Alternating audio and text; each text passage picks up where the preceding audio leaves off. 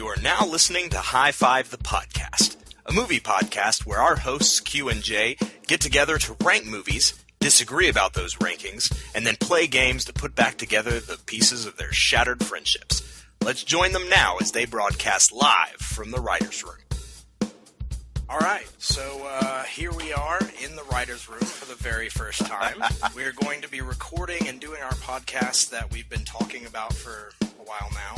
12 months. Something that we've been super duper excited about. So let's jump into it. Let's high five. Should we high five? I think we should high five. Should we high five? High five! High five! High five. High five! High five, son! Woo! High five! Don't leave me hanging.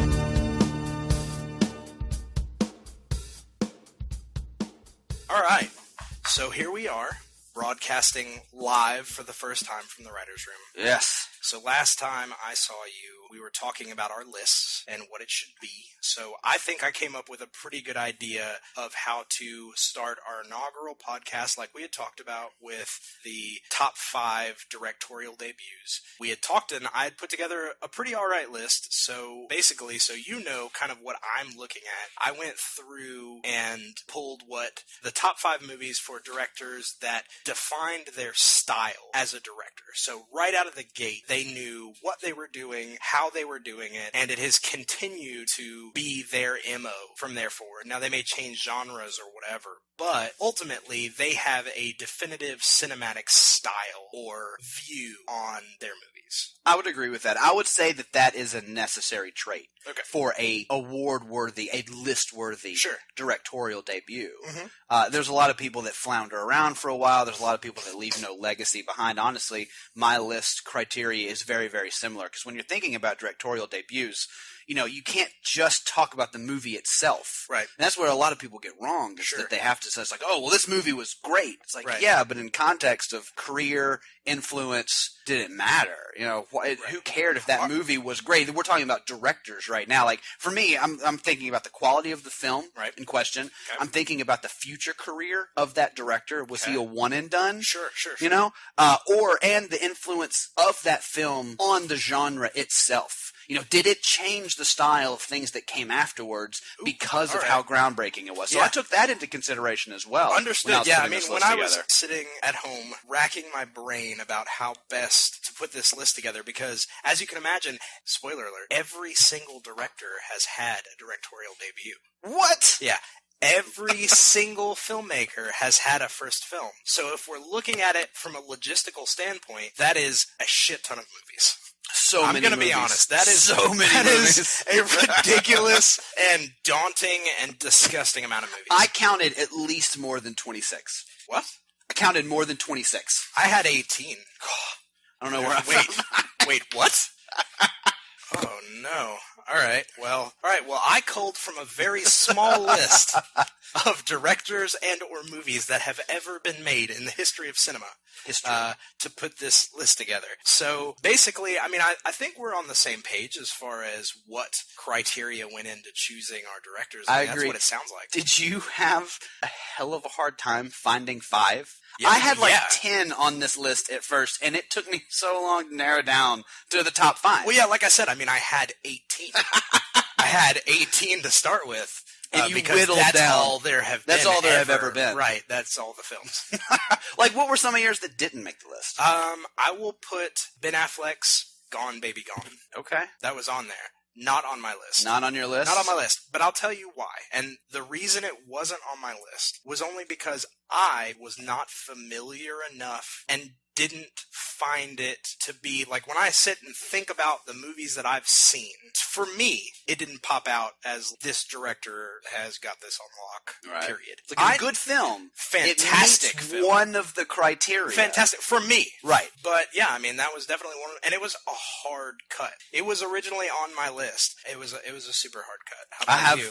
I have a hard cut as well. The hardest one that I cut was This is Spinal Tap by Rob Reiner. Oh, I understand. What a brilliant first movie. movie. And the reason that I cut that one, it's a fantastic movie. It's a fantastic set piece because it really does influence a lot of movies to come after. Oh, yeah. But what it didn't do was it didn't establish how Rob Reiner would film the rest of his career. Right. So it didn't meet all three. And for me, that's one, like I had said, that's kind of one of the reasons that I had to nix that movie off the Gone Baby Gone off of my list, is only because I didn't feel there had been enough of his outings yet to decide a definitive style, I guess you would say. Yeah. But Spinal Tap, fantastic choice. Some may say, if you could put it in number 11 on your list, I think that would be... I would definitely turn it up to 11. Because I don't know if you know this, but the lists, they can go to 11. They can. Right. They can. Nowadays, they can. Right. Nowadays, because 11 is better. Yeah, 11 is better.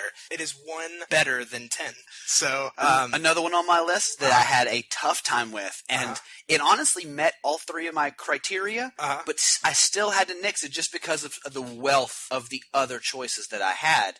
But Terrence Malick's Badlands. Ooh, okay. I wanted that on this list so bad because it truly did establish the sort of art style that he would have later. It really established his work of character building. Most definitely. And also established what a lot of people would say is his boring style.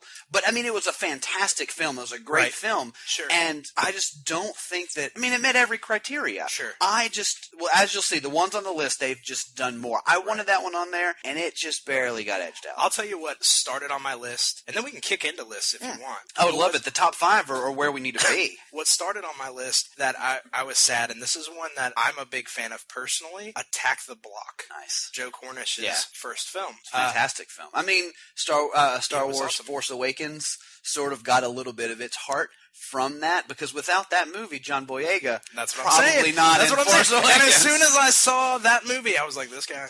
This guy. I'm telling you what, this guy's going to be somebody This to guy's watch. going to have the Force. Also, I'm pretty sure he might be a time-traveling Denzel Washington. He might be. A British time-traveling Denzel Washington. Wait, Denzel's not British? No. Oh. Well, I just keep waiting for that one interview that maybe he'll just be British in. I think he's Scottish. Okay, all right. That makes sense. I can see the brogue in some of those statements that he makes, like, I am King Kong. Exactly. He ain't got nothing on me. Whatever. Exactly. All right, well, let's just jump into it. All right, number 5. Because you've got me super peaked on hearing your list. So, 5.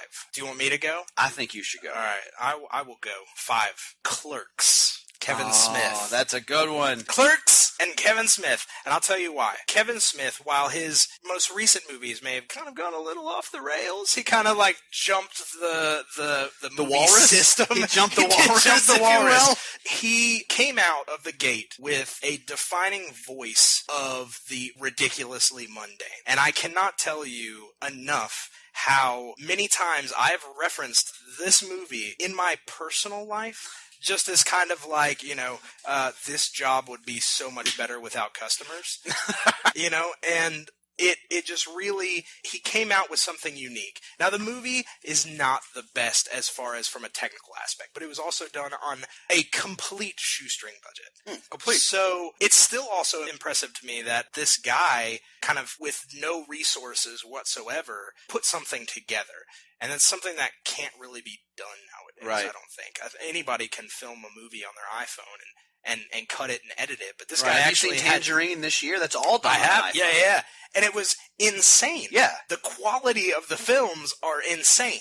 So I really hesitated on putting this on the list only because of the quality of the movie, but ultimately it won me over because I thought that this was a perfect example of coming onto the scene with a unique voice and a unique perspective in movies and really hitting it out of the park in your first go-round. And it also introduced 2 of the most recognizable characters in the pop culture zeitgeist. It put out Jay and Silent Bob. Which any movie that puts out Jay and Silent Bob when its first outing deserves to be on the list. This is my chance to refute your position of this on the list. Yeah, please. And I'm not going to. Perfect. I love that this is on your list. I wish that I had the foresight like to have it on mine. I think it got edged out. But no, I agree with you. I can't tell you. I've probably used the phrase, I'm not even supposed to be here today, at least 100 times. So exactly. I think Clerks is fantastic. It's his directorial debut. It shows vision. It shows style. It shows forethought. It shows technical ability. Sure. Yeah, it was beautiful. And filmed on the budget that it was filmed, it couldn't have been done better, in my opinion. So, yeah, this is normally where I would refute you and tell you that shouldn't be on the list. But you can't, but I won't. I won't, and I can't. So I'm not going to. All right, well, in that case, since you're not going to refute it, why don't you tell me what your number 5 is? Okay, my number 5 is I had to start with this one because I felt like it had to be on the list. Okay.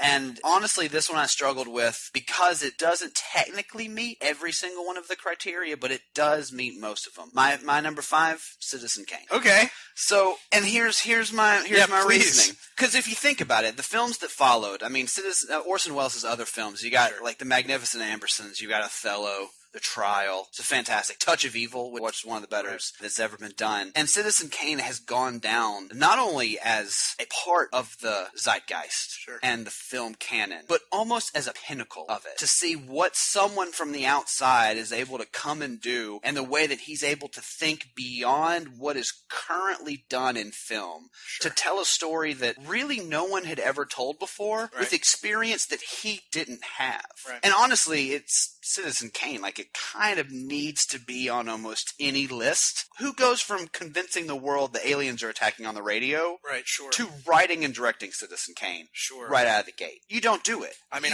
you don't do it. I definitely understand that. And I agree. Here's my chance to say what I think of your choice. And here's what I think about it. While a fantastic film, I have fallen asleep in it at least 6 times. And that's why I'm not necessarily saying it shouldn't be on there, because 6 sleeps says, all right, there may be something here that I haven't discovered yet. 6 sleeps tells me you're just not trying hard enough. I mean, that's true. Is what I'm hearing. But yeah, it had to be on my list. It was going to be on there somewhere. It is a killer one, and I don't think that there would be a single person out there that would refute that it's a good film. And to be a directorial debut, that's like doing the most impossible magic trick your first outing. You know what I mean? Like, it really is. I mean, and I know that it wasn't his first book, but it'd basically be like saying, well, you know, I didn't really like Moby Dick, so it's not a great book. It's like, yeah, it's a great book. It's an epic. It may not be the most enjoyable thing that's out there, and I'm not going to lie. Citizen Kane, not the most enjoyable film sometimes. Sure. But man, is it good. Right. And I wish it was higher on the list, but as you'll see, there's no way it could have been. No, I mean, that's the rest that I've got. That's totally fair. So, we'll take it up a notch. Yeah. To number literally 4. A notch. Literally one notch, one louder than the last one. Hold on while I drink my fire whiskey. Yeah, feel free. When you broadcast live from the writer's room, if there's not alcohol in the room, you're not doing it. Yeah, I mean, right. That's it. You can't argue with that, just like you can't argue with my number 5. Done. You probably might be able to argue with my number 4, but I don't think you'll be able to. Well, let me hit you with my number 4. I'd love it. See what you say. So I've got number 4. All right? Ready for this? Yes. Saw, James Wan. I almost wanted to say boo, but I'm going to wait to hear your explanation. And here's why. So once again, obviously, you can tell by my number 5 pick that I have a soft spot for people who make impressive things out of nothing. Right. Who turn a nickel into 15 cents, you know? Is that a thing? Thanks, Grandpa. Thank you. Is that a saying that people say? I'm going to turn a penny into a chicken feather. Right, that's how it works, right? Yeah. All right, so here's kind of the deal. This guy came onto the scene making a horror movie. All right, and while horror movies may not necessarily be regarded as amazing cinematic feats, which is a blasphemy, which is crazy, he made something super impressive with his first outing. He made something that had an impressive twist. It had a very well edited and specific to that director's style that has been aped non-stop since then. Oh my goodness, so many I can't times. Tell you how many times just I've sequels seen alone. Oh yeah, which he wasn't involved in in a bunch of ways, but people were like, hey, this is so good, I'm going to make it like 11 more times, I think. Also, he, much like Kevin Smith in Clerks, created a character that also entered into the world of pop culture in Jigsaw. He created a horror villain in his first outing that the other day I saw a Jigsaw costume for sale at some sort of like like Rite Aid or something of that They're nature. everywhere. Right. Everywhere. And I thought to myself, I was like, this guy was sitting in his basement somewhere. I don't know if he was actually sitting in his basement, but he may have been, sitting in like the Taj Mahal. I don't know. But he was writing this and he was saying, you know what, I got this idea for this character that I think people may like. I don't know. And it burst onto the scene and people identified with it and were scared of it. And for that, I've got to take my hat off to a guy who can once again create a character that just has been just so accepted by culture as, something important. Right. All right, so go ahead and tell me why that's not right. Personally, I love the Saw film, Okay. personally. I remember when I first saw it, and there were security guards and policemen outside of the door of the theater checking IDs after you bought the ticket because the movie was too horrifying to see if you were below the age of 15. Or that something. sounds like an old, I remember castle. that vividly. Yeah. I loved that movie. I don't know if I can agree that it needs to be on the top 5. Yeah, tell me why. It's a directorial debut. Man, I'm having such a tough time telling you why not. But look me in my face and tell me why my choices are wrong. No, it's a good choice. Damn it. I can't help that I know good things. It's a good choice. I want to say that it didn't establish enough of a style to go forward, but look at that's Insidious, not true either. Conjuring.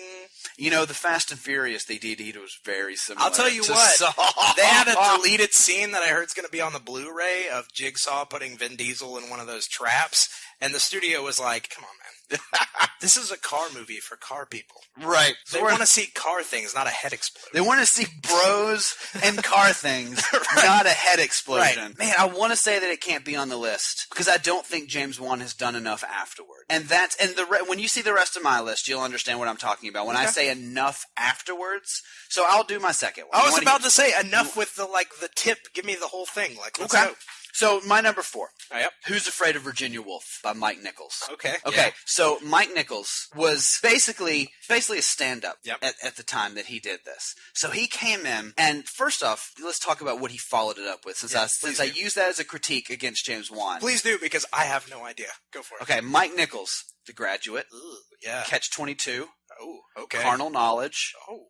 Working Girl. Yep. Regarding Henry. Oh. The Birdcage. And I'm spent. Primary Colors. All right. Closer. Yep. Charlie Wilson's War. And that's just up through the early aughts. That's a stupid filmography. That's a great stupid movies. filmography. Yeah. So Mike Nichols, out of the gate, takes this stage play and establishes through black and white cinematography, which at the time when this came out was unheard of because color was just getting wide use. Sure, yeah. So for him to revert back to black and white to do a contained stage play, super crazy. ballsy on your first album. Crazy. And so for it to defy all the expectations of him being a first-time satirist writer to write and direct this or adapt and direct this, black and white cinematography in the era of color, in a dialogue-based stage play. Right. He had all those odds against him, and it has become a signature part of film study. Right. Like, you have to watch it. Right. Not only was he able to take it and make it entertaining for 2 hours or so, and it is, but he gets the best performance of Elizabeth Taylor's career. Right. An established actress, and this satirist comes in and directs her to the performance that's in Who's Afraid of Virginia Woolf. How many times do you hear Who's Afraid of Virginia Woolf mentioned when you talk about film critique, film study, film writing? Well, anytime that I'm interviewing people in the break room at my office, they tell me all the time. Yeah, exactly. Who's Afraid of Virginia Woolf? Probably Jigsaw. Right. Who's Afraid of Virginia Woolf. He is. And which is why my is higher on the list than yours. Here's what I just came to the realization of. My movies... Don't backpedal now. No. Stand hold by on. your list. So, no, I stand behind it. I'm just pointing out the ridiculous differentiation between you and I. I don't even know if that's a word. Is that a word, differentiation? Sure, why not? Sounds good. I like all right, it. I'm going to use it. And you know what? It's on a podcast now, so it's real. All right? It is a real word. But what I'm starting to realize is, like, if somebody were to be like, so what do you think of, Richard Linklater's Slacker as, like, a movie regarding teenage angst and whatnot? And I'm like, yeah, but have you seen Varsity Blues?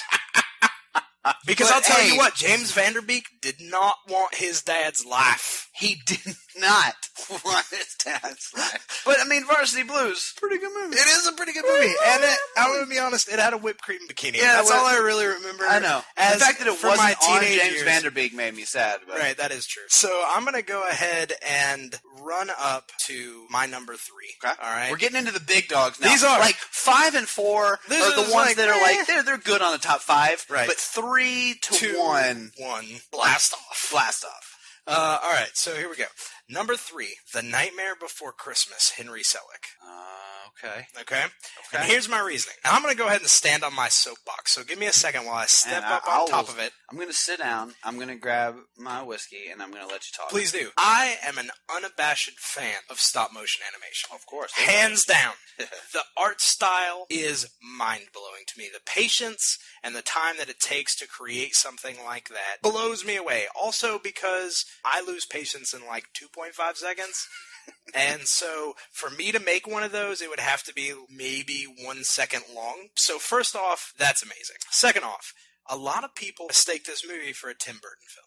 While heavily influenced by Tim Burton's artwork, it was lensed by Henry Selick. Mm-hmm. And Henry Selick, I don't feel gets the credit that he needs to get for that movie. I would agree with you on that. It's kind of one of those that is established as a Tim Burton film inaccurately. And now, granted, it was birthed from his mind, from the loins of his brain, if you will.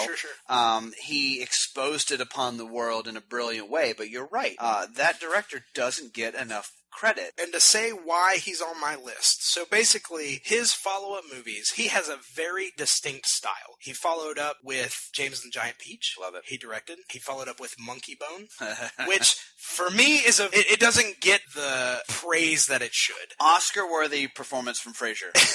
Oscar-worthy. Brendan is at the top of his game. That is true. I don't know if he really was. I don't know if it can stand up to Call of the Wild. Is that the one that he was in? Yeah. With all the animals. Yeah, with all the animals, the talking animals. I don't know if it can stand up to that, but it's top tier Brendan Fraser. And so he helped to found a studio called Leica Animation. Which Leica is one of my... They don't do anything poor. But here's the deal with them. Here's the bone that I have to pick with the Leica. Monkey and bone? if they want to reach out to me, then, fine. All right, you have a monkey bone to pick with them. I do have a monkey bone to pick with them. He left the studio, okay? And he went off to do his own thing. And they have continued to ape his animation style. Look at Box Trolls. Beautiful. But looks like a Henry Selick movie. It does. Paranorman. Fantastic. Looks like a Henry Selick movie. And here's kind of my argument. I think this director has a style, a very definitive cinematic voice, and that's why if he's not going to get the recognition by all the Joe Blows on the street, he's going to get the recognition on my list. On the High Five, the podcast list. Because everyone knows this is the most important list that's ever existed. It is. It is. This top 5 is going to be the best top 5. So you look me in my eyeballs and you tell me why Henry Selick does not deserve to be on my list. He does deserve to be on my list.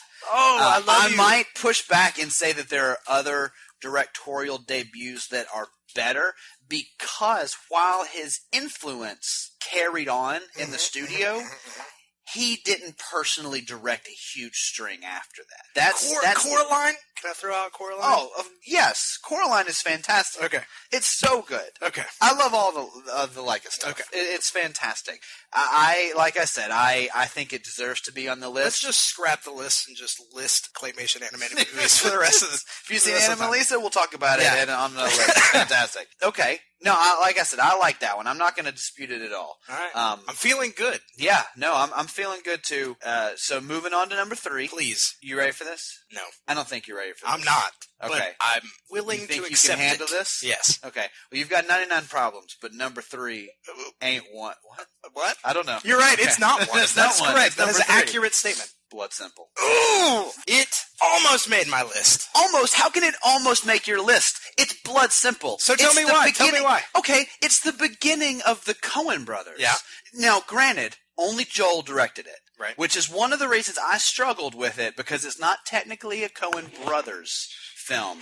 It's a Coen film. But it established a tone. It established a directing style. It established a presence that director, that Joel has, of getting fantastic performances out of his actors, and it established their style of creating a genre-specific sense of a story that completely escalates from a human poor decision. That's everything that they do following that. I mean, I don't even have to list them, but other Coen Brothers movies, Raising Arizona, Miller's Crossing, Barton Fink, Fargo, Lebowski, Brothers, No Country. I mean, the list goes on and on and on, and I'm super excited about their new one coming out with George Clooney. Hail Caesar? Yeah! I want to see that too! So, I mean, to have a list like this with directorial debuts, there's no way Coen Brothers can't be on there. Because Blood Simple, have you seen Blood Simple? I have, yeah.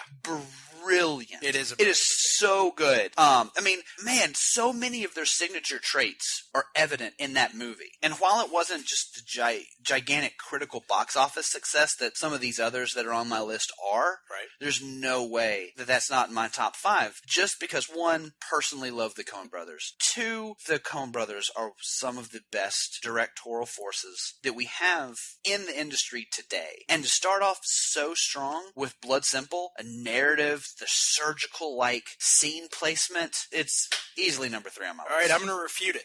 Okay. All right, here we go. I'm going to refute it because I'm pissed that I didn't put it on my list.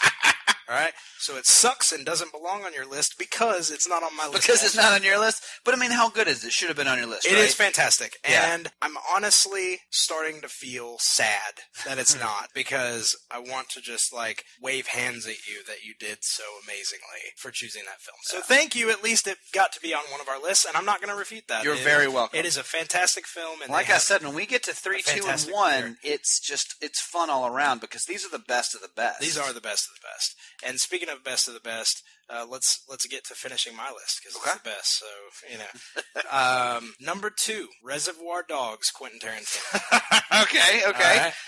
You defend yourself. Okay, now here's the deal. So Quentin Tarantino wrote before this movie, right? Okay, but for me, this was his first. Well, in general, not just for me, for everyone, this is the first time that he kind of got to take command of his style of gritty, comedic, gross characters, right? Which he's been known for. It was also a perfect example of pulling from genres that he unabashedly loves. I mean, clearly he loves pulp, he loves exploitation movies, that's evident in everything that he does.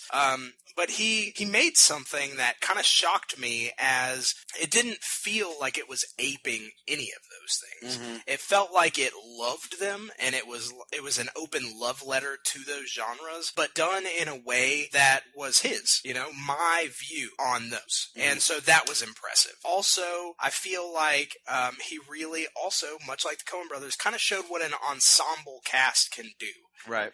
Came out of the gate with heavy hitters, some impressive actors in really quirky, weird roles, and everyone feels like they shine in that movie. No one kind of feels lost to me. So that was super impressive. And much like I set out at the top of my list, saying that I chose directors who have continued to hone this specific style, I feel like every movie of his that has followed kind of this dynamic. So boom goes the dynamite. Okay, well, let me follow that up. You know very well that Quentin Tarantino is one of my favorite people on this planet for what he's done. I'm actually gonna support your position 100% that deserves to be on this list. Yeah, I can't even refute it because it's so good. So, you want me to do my number 2? Please. Okay, my number 2.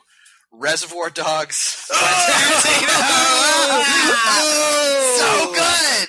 I can't believe that happened. I was waiting for that to happen. Oh. That makes I love me, that it's not even on both our lists. It's the same number. It is the same number on both of our lists. So I'm just going to agree with you in what you said because I agree. Quentin Tarantino came out of the gate. No one on the face of God's green earth can tell me that Quentin Tarantino does not have a distinct style. It may not be your preferred style. There are people that don't like what he does, but you cannot tell me that you can't pick up aspects of Quentin Tarantino's style. The witty dialogue, playing with time, character archetypes where characters in the movie represent larger archetypical characters, over-the-top violence, Michael Madsen, all the Quentin Tarantino staples of a movie are in this film. I mean, it's beautiful. It's so good. When I was researching this movie, did you know that when he was 18, Michael Fassbender adapted a stage version of Reservoir Dogs as one of his first public theater I was not outings. aware of that. He adapted and directed a stage play of Reservoir Dogs when he was 18. Michael Fassbender, yeah. This is a thing? Like, this is a real thing that happened. If I were to Google check you right now, that would check out? I hope you do Google check me right now, because I've got a lot of my beer to finish, and I want you to Google check me. All right, it is I'm gonna a Google real check thing. Let's do this. Here we go. You can Google Googling check while I keep talking, because it. Quentin Tarantino, to follow that up with Pulp Fiction, which is one of my favorite movies of all time, as you know, Jackie Brown, Kill Bill, and Glorious Bastards, the new Hateful Eight, every single thing that he has put out has in some way made me appreciate film more. Hey, Jay. Yeah? Just so you know, that's a real thing. I know it's a real thing, Keel. That's a real thing. Google confirms that is indeed a real thing. Anyone listening to our conversation should right now Google search Michael Fassbender directs Reservoir Dogs stage play. Yeah, I agree. Because it is a fantastic story. There are interviews with him talking about it. Do you know what I wish I could find? A video of it. Oh man, I would watch that stage play. How much would all day long would you kill for that? Oh, so many. I would kill like 40 puppies. 40? But puppies? Puppies? I mean, why? Yeah. I mean, I understand that. You know what? I support that. So, I would say 40 puppies and a cat. And a cat. Just one cat, just for good Just measure. one.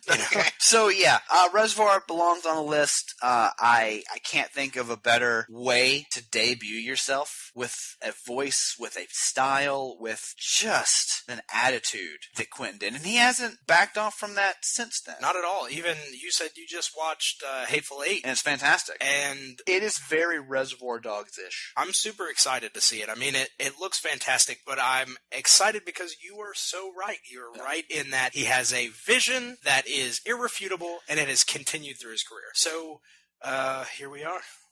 That awkward moment. The number one. We're both about to just one really show each other. I at no point doubted myself. So here we go. Then let's hear your stupid number one. My stupid number one is Shaun of the Dead, Edgar Wright. Okay. Okay. Okay. I'm just gonna extra that. Alright, here's why. Edgar Wright, absolutely, hands down, one of the most unique voices working in Hollywood today. Period. I will drop the mic on that. Not literally, because that would hurt both of our ears. But I have no qualms about putting out there that Edgar Wright is one of those people who has kind of taken Hollywood and made it his own. I can go to a theater, I can watch a movie. I watched a movie recently that at one point was an Edgar Wright film and then became not an Edgar Wright film. Do you know what film I'm talking about? We watched that film together. We did. We did indeed. Mm-hmm. Ant-Man. And you cannot tell me that when you left there, you're like, this kind of felt a little bit like an Edgar Wright film. I can't tell you that because you were with me and you heard me say that. I know. That's right. Why I was inviting you. That's entrapment. Exactly. I set you up and I'm wearing a wire. So, just so you know, I don't have to tell you if I'm a police officer. So, for me, he came out blazing. He took, much like Quentin Tarantino, took a genre that he loved in zombie films, and he, at the same time, paid great homage to it, but also made something that was uniquely his. Comedic, grotesque, suspenseful, and he started off one of the greatest trilogies of all time. I agree. And I will also put that out there. One of the greatest trilogies of all time. I would agree. I'm angry at you. Okay. Because I didn't have Edgar Wright on my list.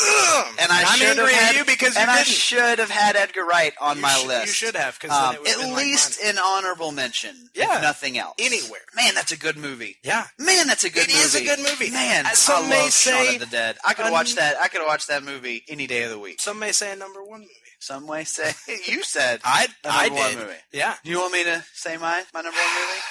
I guess if you have to. You can say as many nice things as you want about Edgar Wright. Yeah. That's great. Mm-hmm. That's great. Mm-hmm. But if you take Edgar Wright, put him against my number one, all right, and I think me and Edgar would get along. All right. But it just can't stand. All right. It can't stand. You want to talk about unique voice? Oh, Lord. My number one's got it. Oh, yeah. You want to talk about a style? Yes. My number one's got it. You want to talk about out of the gate strong? Stronger than it should have been. My number one's got it. You want to know my number one? Please. Lay it on me. Eraserhead by David Lynch. You disgust me. I know I do. And that movie disgusts everyone, and it's beautiful. That is true. So when we're thinking of David Lynch, obviously the first thing that comes to a lot of people's minds is Twin Peaks. You got the revival coming up, so good. Elephant Man. Yes. Blue Velvet. Yes. Mulholland Drive. So much yes. The best guest starring run on Louis ever. So when you think of David Lynch, there is nothing that you think of besides style. No. He's a weird dude with crazy Kramer hair who makes David Lynch movies. Yes. That's it. It's so encapsulated in our canon, in our society, and in our film study that there's a term called Lynchian. That is true. Because of it. You are right. And let me go through my reasons of why Eraserhead's number one. One, David Lynch. It started his career, which should be enough, but I didn't even stop there. It was a student film. What? It was a student movie. Not only that, is that it exemplifies the exact tone and style and feel of what would be David Lynch's career. Now, aside from that, let's just take David Lynch out of the picture and talk about some of those other criteria. Yeah, it wasn't a worldwide financial success, but as a quality of film, the settings that Lynch set up, the way that he laid out the sets, the mise-en-scene, the way everything looked together. The what? The mise-en-scene is everything how it's laid out in the scene to tell that story. So when he's in the industrial parks, when he's in the people's homes, and there's things on the shelves, there's things on the walls that kind of help I like that. Create I'm that. Use that word. So if atmosphere. I'm like, hey, I like where we're recording, it has a good mise-en-scene. Yeah, what you see in the scene that tells the story. I like that. But outside of that, I like your fancy words. One of my criteria was influence. Uh-huh. So when you think of Eraserhead, when you look and dive into Eraserhead, the influence that it had was crazy. Outside of just film style, Lynch did all the sound work and sound editing with another guy, Alan Splett, something like that. But that was so admired, it was so good that it inspired Stanley Kubrick to use the same style of sound design in The Shining. Sure. So the ambient noises, the industrial sounds in The Shining came from Eraserhead. The design of the film influenced Alien, Darren Aronofsky's Pi, which is another great directorial debut, Terry Gilliam's Brazil, and even Barton Fink from a design. Movies of all time. Oh, they're fantastic. And they're all influenced by Eraserhead, which was a student film by David Lynch. There's no way that any other movie can be number one on this list except for that movie. And now, I love Edgar Wright. And also Edgar Wright. I love Edgar Wright, but he's not number one on this list. You know what I'm saying? Right is right. Right just feels right. It just feels I think Edgar I'm going to Wright. get a bumper sticker that says that. Right is right. See, I wish I could do that with David Lynch. It doesn't work with David Lynch. It's like Lynch raises finches. Right. Is that a thing? No. It should be. It is I would now. love it if David Lynch... Well, I'm going to start a rumor. David Lynch raises finches just because they rhyme with his last name. You know what? You know what I heard the other day when I was perusing the interwebs? What was that? I heard that David Lynch raises finches. I heard that too. Yeah. I heard that too. Hashtag Lynch Finch. Yeah, hashtag Lynch Finch. So that's my list. That's it. So my top five, just to recap. Yeah, please do. Number 5, Citizen Kane by Orson Welles. Number 4, Who's Afraid of Virginia Woolf by Mike Nichols. Number 3, Blood Simple by Joel Cohen. Number 2, Reservoir Dogs by Quentin Tarantino. And number 1, Eraserhead by David Lynch. All fantastic choices. So let's roll back through my list. Yes. I've got at number 5, Clerks, Kevin Smith. I've got number 4, Saw, James Wan. Number 3, The Nightmare Before Christmas, Henry Selick. Number 2, well, the same as your number 2. Reservoir Dogs, Quentin Tarantino. And my number 1 pick of Shaun of the Dead, Edgar Wright. You know what I propose? And, if this happens, I should just put it out there that this should happen. I think Edgar Wright and David Lynch should co-direct a movie together. And that way, it could be the Edgar Wright and David Lynch directorial debut. And that would merge our two lists in a beautiful, disturbing baby that lives in a radiator. I would watch... And also hunts zombies. I would watch that quippy, disgusting movie any day of the week. I would as well. And it would be a fantastic I think film. that would be a great movie, and I put it out there in the ether that this is a thing that should happen. All right, Lynch, Wright, you guys get together. You've got to put this movie together. Yep. I think it's fantastic. I like your list. I like my list better. I'm hoping that if anyone's listening to us and they have a list of their own, you can actually email that to us at my5 at highfivethepodcast.com, because I definitely want to hear what other people's top 5 directorial debuts are, because I want to know how dumb our listeners Yeah, are. I just want to just take a giant dump on their lists. Unless That's it's what I'm like excited exactly for. my list. And maybe next time that we record,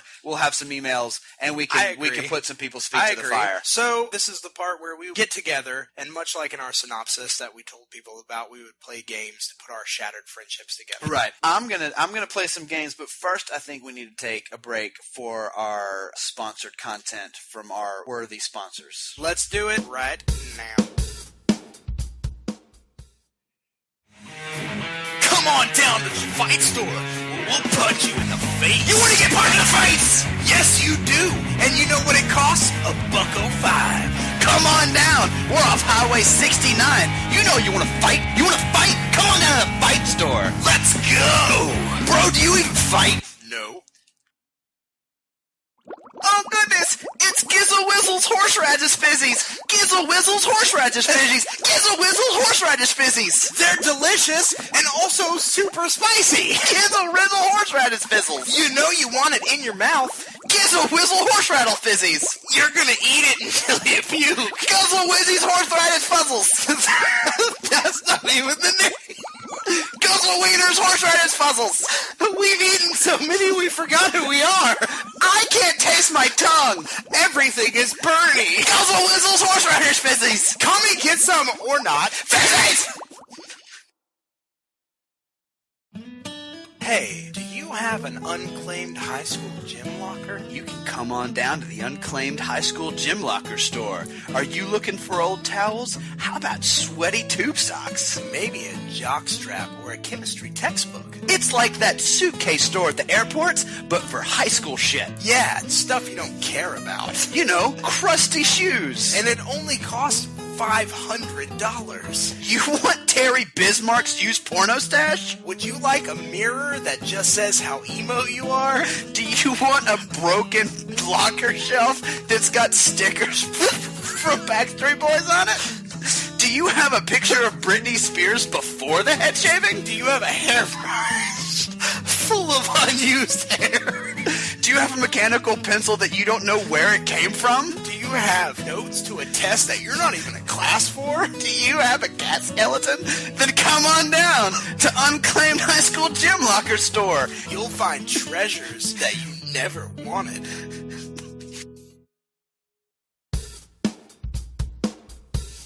Ooh, and welcome back from our commercial break. It was good for you? It was good. It was good. It was good for me, too. So now, we're reaching the bottom of our Fire Eater cinnamon liqueur, and you know what that means. It's game time. It is indeed game time. It is time to get our game on, and the game we are playing this evening is called The Pitch. I love The Pitch. The Pitch, for those who don't know, is a game where we take a random movie title drawn from our trusty hat here, and we take a random genre also drawn from our trusty hat here, and we put the two together in a way that is usually not seen or heard. A revisioning, if you will. Absolutely. And we repitch this movie as its new, and I say, improved version. I agree. Are you ready to pick our movie? Yeah, let's pick the movie. Let's do it. What have you got? For tonight's pitch, I have Cinematic Treasure, Cannibal Holocaust. Fantastic. And as our genre, I have stoner comedy. Ooh, yeah! Cannibal Holocaust as a stoner comedy. All right, so let's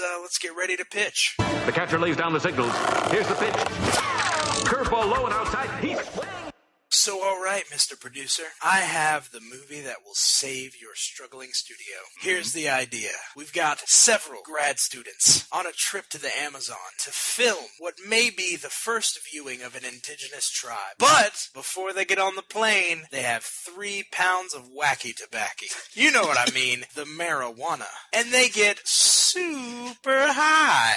So imagine Superbad or Pineapple Express meets Hostel. Yeah. Who wouldn't want to watch that, right? So you've got blood, you've got gore, you've got pot, and you've got Seth Rogen. I'm just saying, when these tribesmen get a smoke of this toke, they end up with a severe case of the human munchies.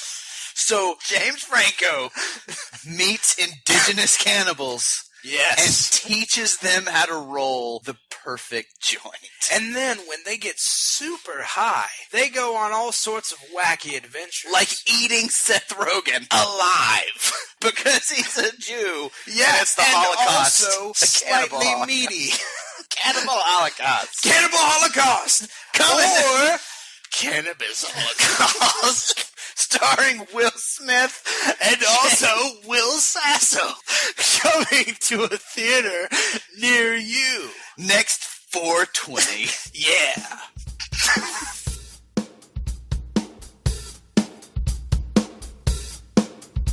And sadly, that brings us to the end of this week's High Five. As always, thanks to my co-host Jay, and to you, the High Fivers out there. We'll be back in 2 weeks with another list, but in the meantime, be sure to email us any of your lists or questions to my5@highfivethepodcast.com. And as they say in the movies, that's a wrap. And that's a wrap, everybody. Cut, Casper. That's a wrap. Cut! Print it! What happens to the next reel? Cut! Okay, that's a print. Okay, cut. That's a wrap. That's a wrap, people. Now let's get the hell out of here. Psst. Hey, you made it to the end of the podcast. And guess what? There's a little something at the end of the credits. And for those of you that didn't make it, go five yourself. Welcome to Lieutenant Nero's underwater go-karts. You want go-karts underwater? They don't work well, but they're wet. Guess what? Exhaust doesn't work 20,000 leagues down. This isn't Governor Nero's underwater go-karts. This is Lieutenant Nero's underwater go-karts. He's a top-ranking official in Atlanta. You've heard of him. You know things about him. You like go-karts. You also like Lieutenant Go-karts! Nero. Come on down and race a car today. Underwater. You'll drown. Now, many of you out there at the Home Shopping Network may have heard about this next product, but to really experience it, you've got to come on down to our studio. You know who I'm talking about. I'm talking about Drinks! We buy your used beverages. You've got a Sprite that you didn't finish? Send it on down to Drinks. You got a Coke that's not all the way done? Someone else will take it. You got a root beer that's more root than beer?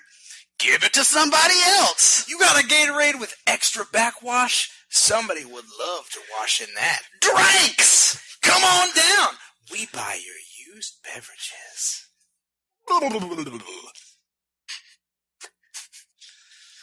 You've seen The Blind Spot.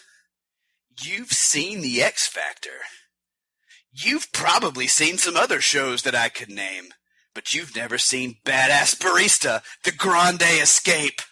It's better than a tall. It's more grande than a small. But don't you dare call it a medium, motherfucker. 'Cause it's badass. It's grande. It'll serve you shit till your brain explodes. It's like a prison movie, but about coffee. Yeah, and when someone walks in to place an order, that barista smacks him in the face. Because that barista is played by Terry Crews. His pecs dance until you don't want coffee anymore. Terry Crews, arrested on an unrelated coffee charge. Have you ever been so carbonated and caffeinated and also other natives that you can't even think straight? Wrongly imprisoned for 45 years. Coming out in 2019. Guzzle Whizzles Fizzies.